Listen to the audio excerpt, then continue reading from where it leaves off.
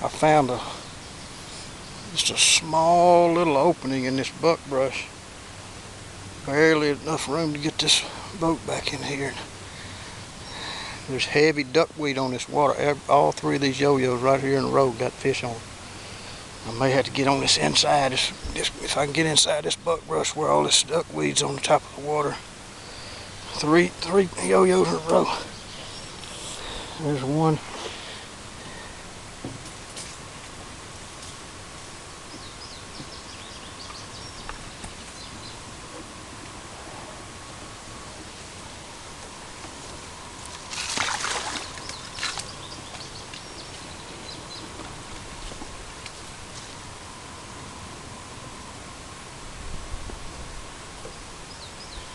Two more hanging over here. One of them looks like a pretty decent white cat, so maybe on to something here.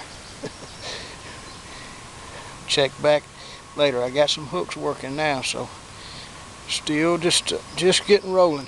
So let's see if we can't fill this box up with some fish.